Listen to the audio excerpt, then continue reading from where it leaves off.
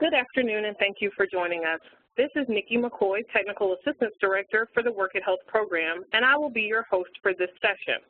Welcome to the fifth in a series of events that will provide you with information about Work at Health and issues related to worksite wellness. Today's session is focused on wellness accreditation and recognition. Before we begin, a few important notes. This event is being recorded. The recording is available upon request to the Work at Health customer service. Audio for this event is provided via broadcast. If you need technical assistance or want to ask a question about today's topic, please use the Q&A panel on the right side of your screen. Although we will have a Q&A segment after the interview, you may submit a question at any time.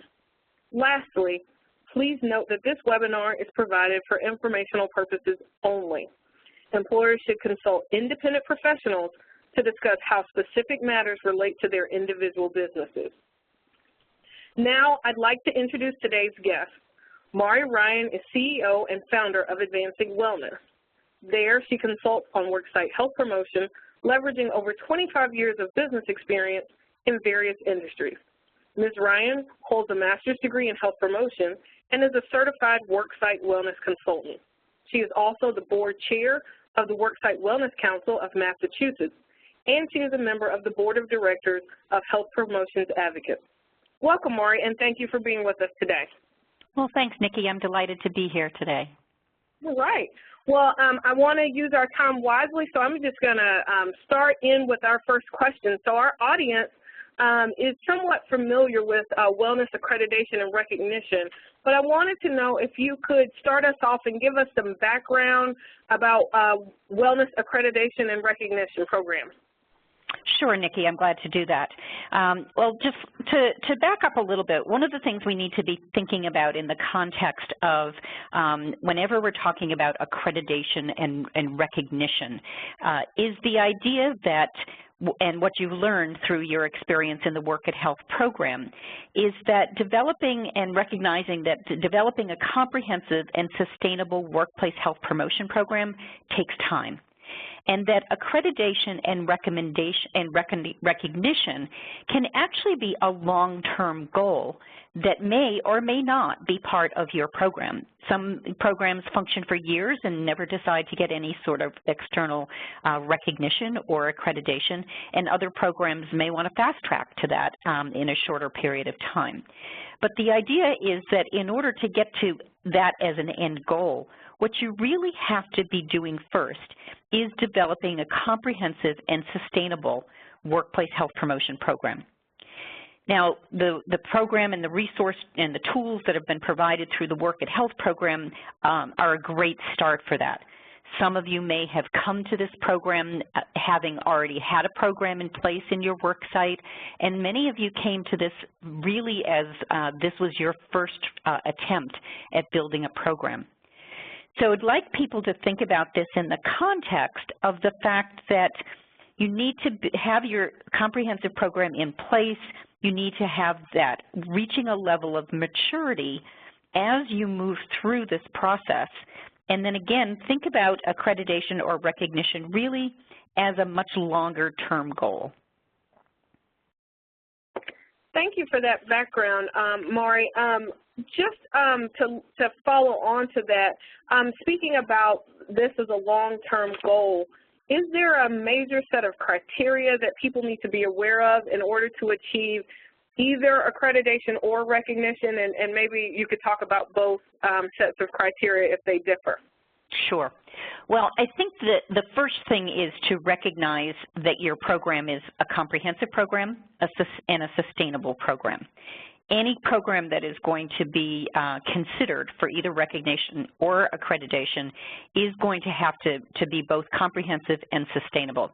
And there are a number of different ways, or if you think of this as criteria, in the way that Nikki's worded the question, is that you need to be following the best practices in the field of worksite health promotion. Now, this field has been around for about 40 years. There's tons and tons of research that's been done, and there's a lot of information about what works and what doesn't work so well.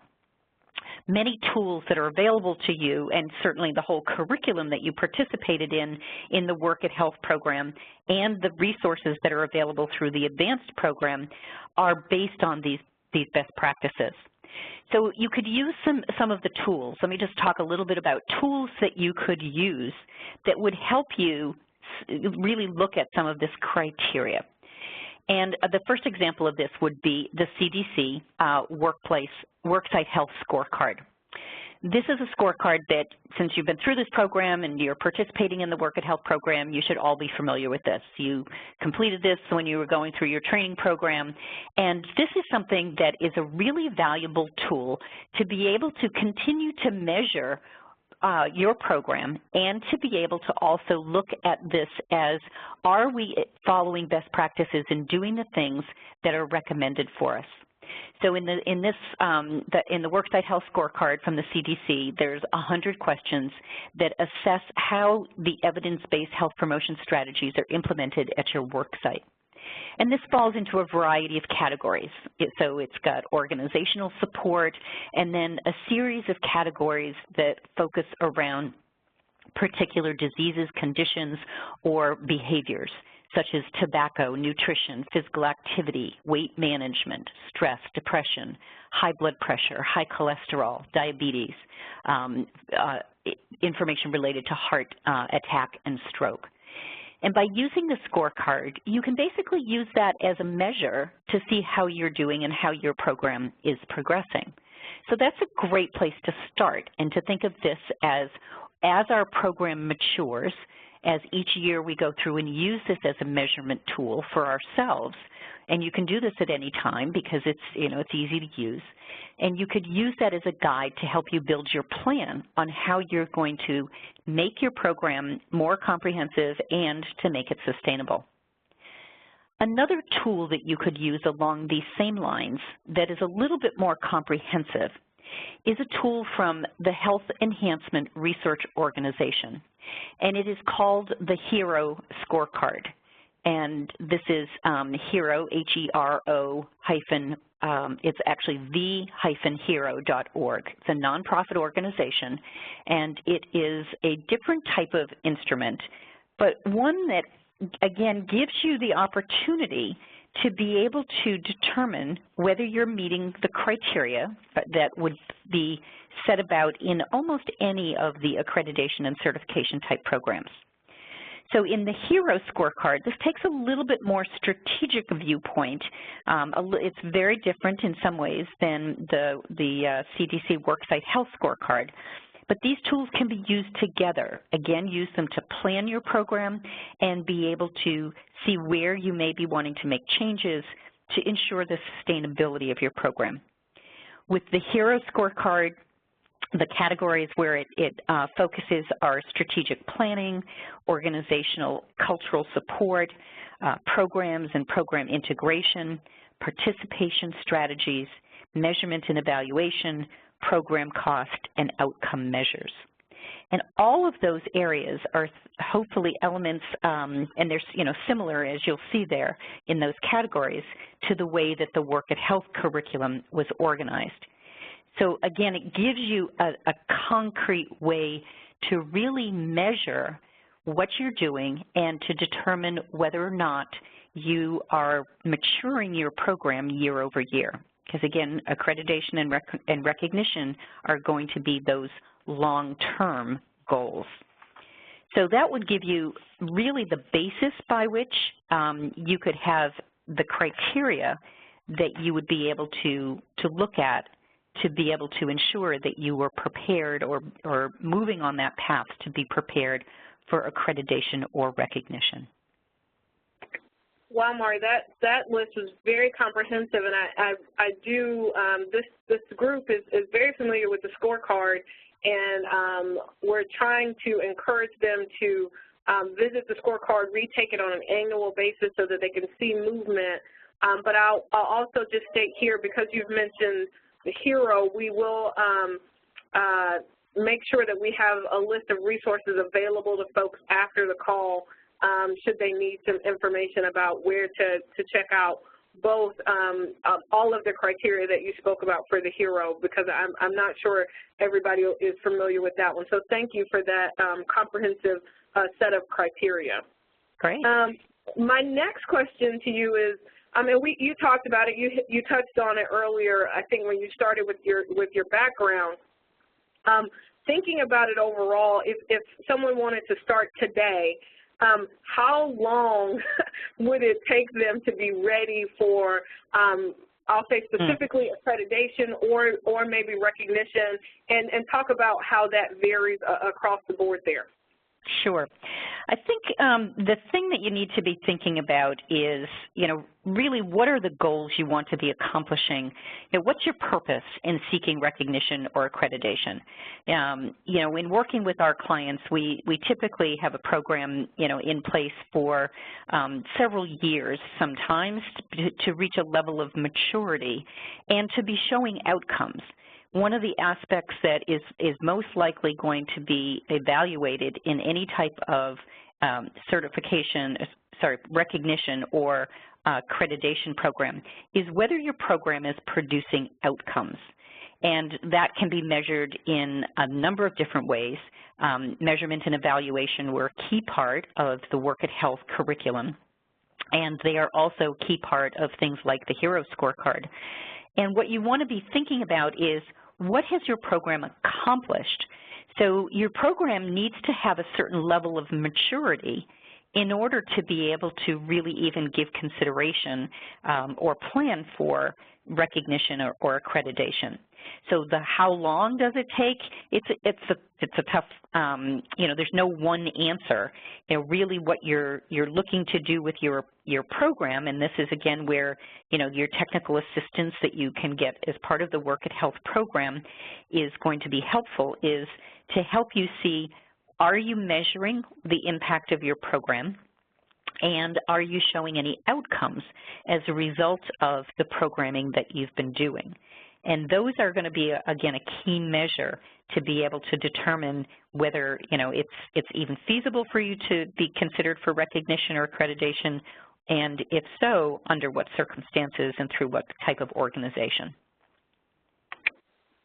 I think, Mari, I want to just underscore for the members of the audience who completed Work at Health in 2014. This is our shameless plug to encourage you to think about joining us for the Advanced Technical Assistance, where preparing you for accreditation or recognition is really the goal of that work, and where you'll have expertise provided to you as a program participant to get you closer to that and really look at what program you have in place. So all of the things that Mari has stated would be the steps. We would provide that technical assistance to help you get through those steps here in the Work at Health program. So as you see, we're really trying to hit upon the needs or, fill the need that these groups would have and participants here at Work at Health. So thank you for pointing that out, Mari. We really appreciate it. I will take a small break here just to encourage you all. We will have a question and answer in about 10 minutes, but we want to encourage you, if you have questions already, to please go ahead and submit those questions using the Q&A panel on the right side of your screen. Maria, thanks for that break. I have one more question I want to make sure we covered. We talked about how long it takes to lead up to it. Knowing that the time it takes in the process, how long does most of the accreditation or recognition, how long does that last? Well, that's really going to vary by organization. And, the hard part with this is that, each of the accrediting or recognizing organizations have their own set of rules. So they basically have the liberty to define what their program is and what the criteria are. and how long it's going to be enforced for. In terms of recognition programs, these are often considered, award-type programs, and there's a number of these. They can be local programs in your city, in your state, in your region, that may provide an award based on, again, certain criteria that that organization has established. And that's typically a one-time award. You may have the opportunity to reapply for it on an ongoing basis. There's a series of these that are run through some business journals, some newspaper-type organizations, business newspapers. So these may be an annual type of thing that you can reapply for and, reapply for that level of recognition each year.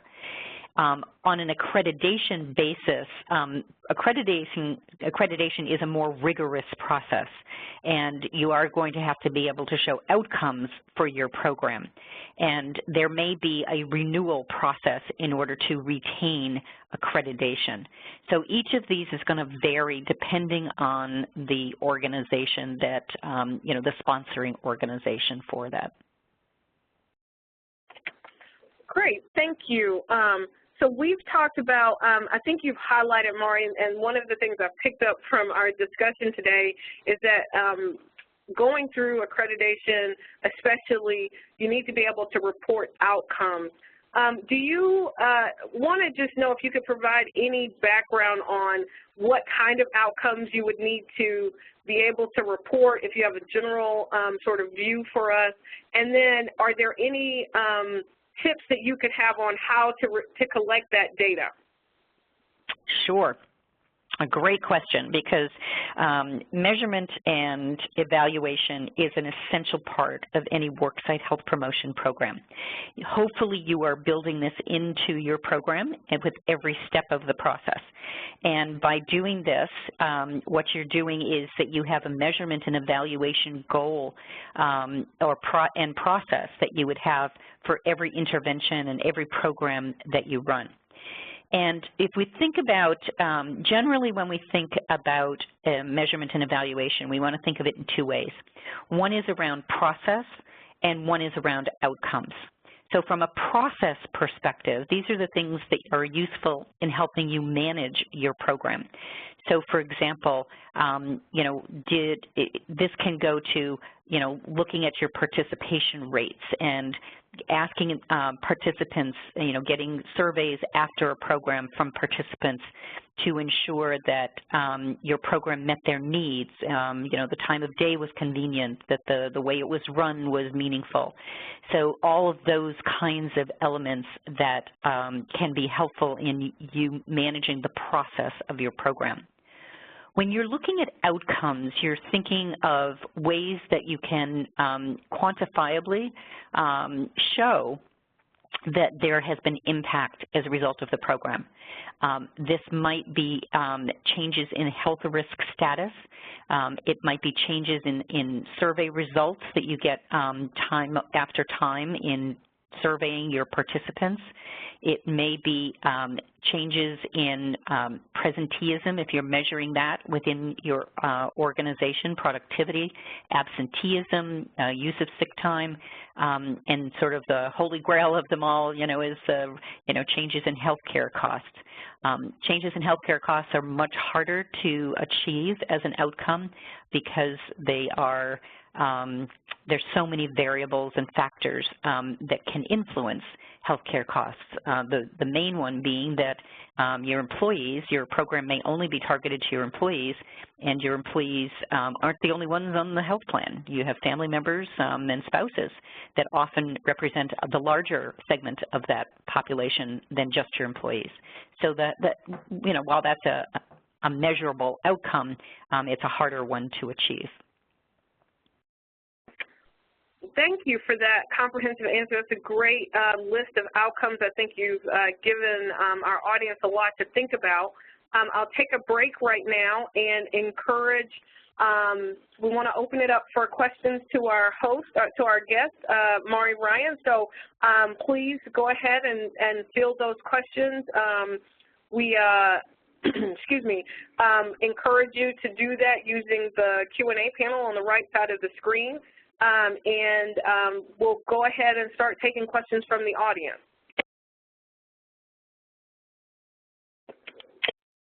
All right, so I have a question from the audience. Mari, so what are the major pitfalls that our audience can or should avoid, or things to look out for when seeking wellness accreditation or recognition?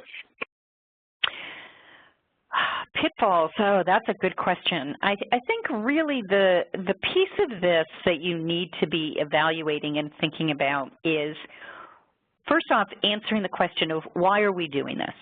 So what is the purpose of seeking recognition or accreditation for your program? And, you know, and there may be many reasons, but it has to be something that you can answer that question for your organization. We all recognize that developing a comprehensive and sustainable worksite health promotion program takes time. It takes resources. It's a lot of work for many organizations, and especially if you're a small organization. So you want to make sure you're doing this for the right reasons, and that it's not going to detract from the work you do on your internal program. So one of the major pitfalls that I would acknowledge is sometimes we get so focused on, you know, going for the prize that we lose sight of the program itself and the things that we were doing that were actually helping create the culture in the workplace and creating the conditions in the workplace that support and encourage healthy lifestyles. And if we lose sight of the core pieces of what you're doing when you're heading off to get accreditation or certification or recognition, then it can be for the wrong purposes. So just make sure you don't lose sight of the work, the amount of time and the work that is involved in any of these. I think oftentimes folks underestimate that there is a lot of work involved in these types of accreditation and recognition programs, and you don't want it to detract from your existing program. I'd say that's probably the major one. That's great advice. I think that's always the thing to be looking out for, is making sure that really understanding that the point of all of this is to have a healthier work site, and the accreditation and recognition may or may not come along with that, but not taking away from what we really are looking to achieve with these programs. So that's great advice. We have another question from our audience. The question is, do any of the certification programs have funding awards tied to them?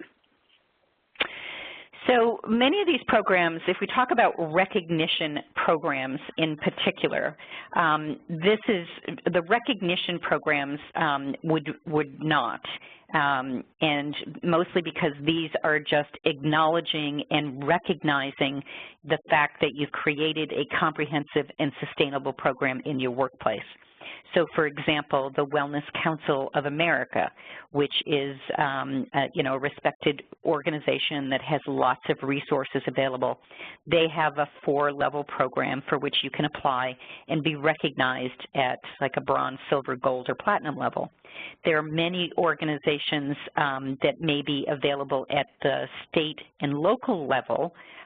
Nikki mentioned in my introduction that I'm the chair of the board of directors of the Worksite Wellness Council of Massachusetts. That's a local Massachusetts not-for-profit organization, and we have an awards process that we currently have available. But it's just a recognition process. So rarely would you find funding that would be tied to these.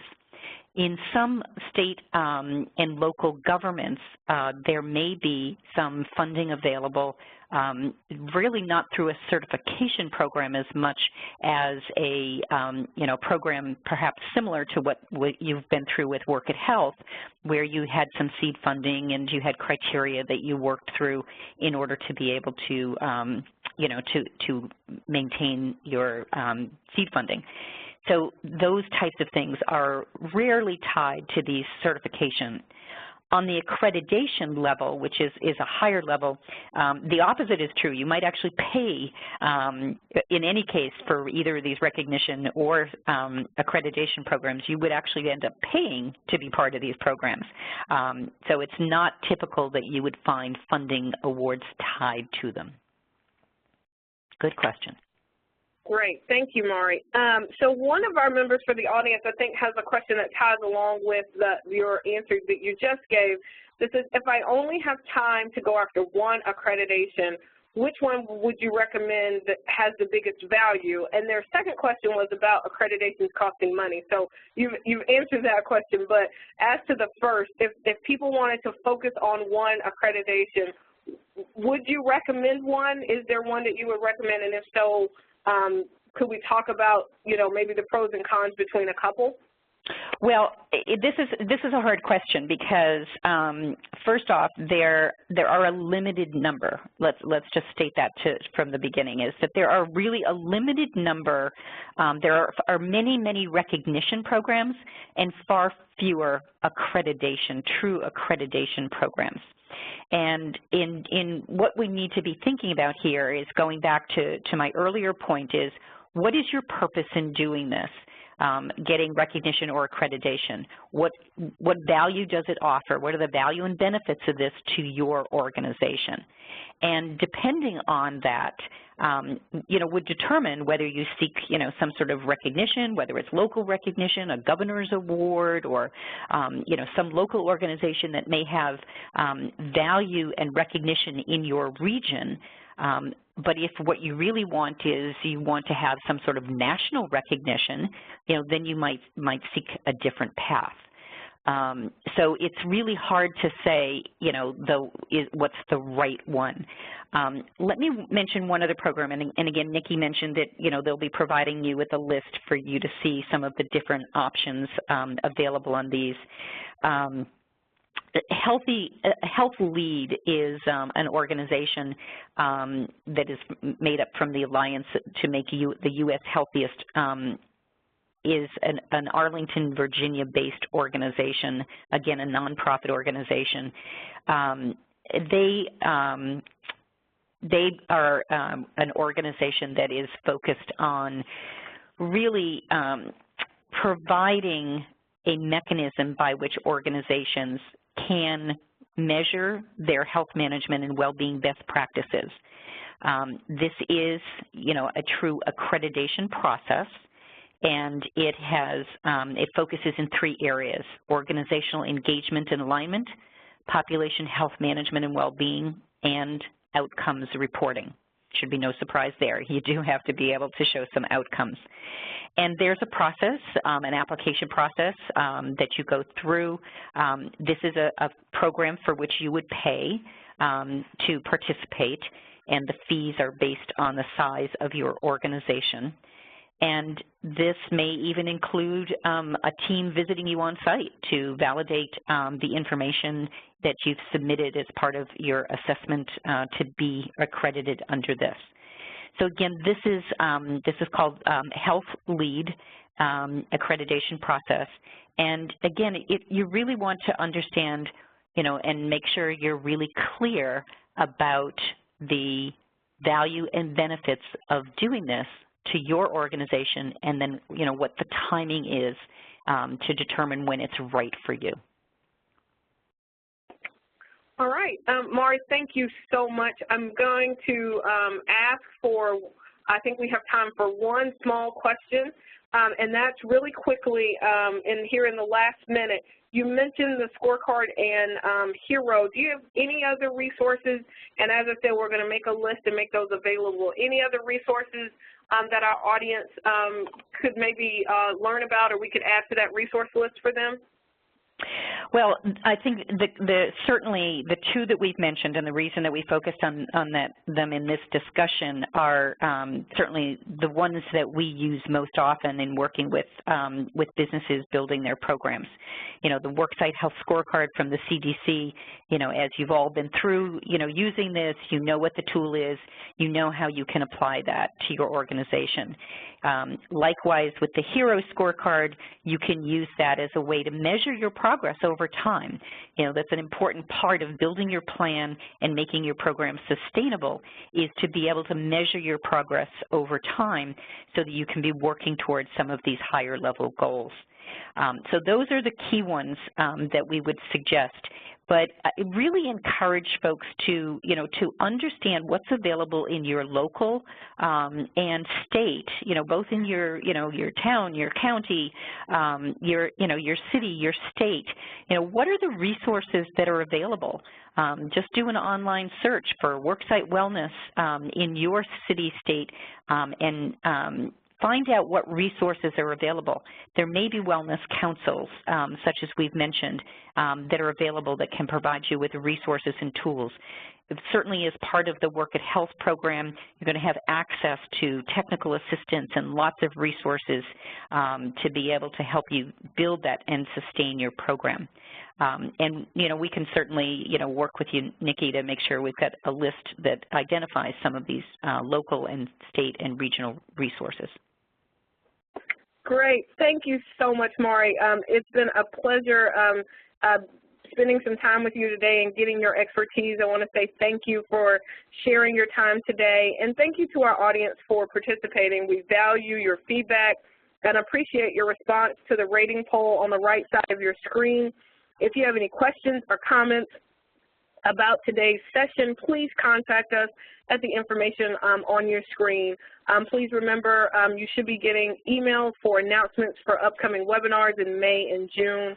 Again, thank you for joining us. This concludes today's session.